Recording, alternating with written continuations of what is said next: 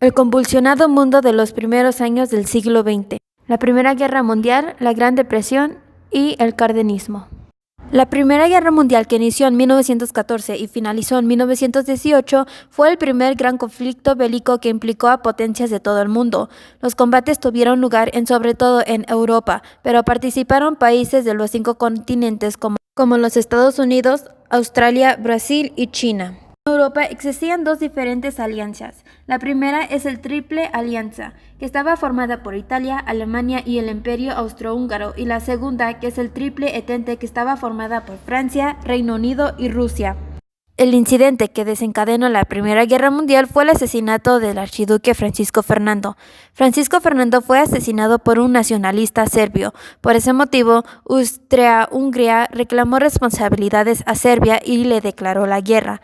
Pero Rusia salió en defensa de Serbia y como respuesta, Alemania, que es aliada del Imperio Austrohúngaro, le declaró la guerra a Rusia y a Francia. Esta declaración de guerra, los otros países veían este conflicto como una oportunidad para justificar la guerra, una excusa para conquistar otros países de forma legítima. Estaban en juego los grandes imperios europeos de la época y también estaba en juego el poder político en Europa. Pero algunas de las consecuencias de la Primera Guerra Mundial fueron las siguientes: entre 10 y 9 millones de muertes, avances tecnológicos en Alemania y Estados Unidos, afectaciones en la economía y en futuras generaciones, entre otras. La Gran Depresión. La Bolsa de Valores de Nueva York ya estaba a lo más alto. Sin embargo, el 14 de octubre de 1929 se presentó la caída de esta bolsa, lo que ocasionó una crisis general en la economía que no solo afectó a Estados Unidos, sino que se extendió a todo el mundo y principalmente afectando a los países industrializados. Esta crisis general causó el derrumbe económico, social y político, la sobreproducción y la debilidad de monedas europeas. La razón por qué se extendió esta crisis por todo el mundo era porque Estados Unidos era el país con más potencia y mayoría de producciones del mercado. Así que esto causó que otros países se hundieran en su economía y que se debilitaran sus monedas. Más adelante, la política económica del presidente Roosevelt plantó una larga serie de reformas que se dieron a conocer como The New Deal. Aunque la reforma de Franklin Roosevelt, The New Deal, no logró alcanzar todos sus objetivos, logró sacar a Estados Unidos de su crisis en la que estaba. El cardenismo. Se conoce como el cardenismo en la historia política mexicana al periodo de gobierno de dicha nación por Lázaro Cárdenas del Río. Además, el cardenismo fue un gobierno del Partido Nacional Revolucionario PRM, antecesor del Partido de la Revolución Mexicana y también el Partido Revolucionario Institucional PRI. El cardenismo se caracterizó por ser un gobierno nacionalista y de izquierdas. Creía en un Estado fuerte, capaz de profundizar las reivindicaciones populares que habían motivado la lucha armada durante la época revolucionaria. La economía, en ese sentido, constituía en una de sus principales preocupaciones. Durante el cardenismo se nacionalizaron diversas empresas extranjeras, entre ellas las petroleras y las de ferrocarriles. Además se modificó la ley agraria, simplificaron las carreteras y aumentó el gasto público. Nacionalización del petróleo mexicano. Una de las medidas más arriesgadas del cardenismo fue arrebatarle a los estadounidenses y británicos el control del crudo mexicano, asignándoselo al Estado.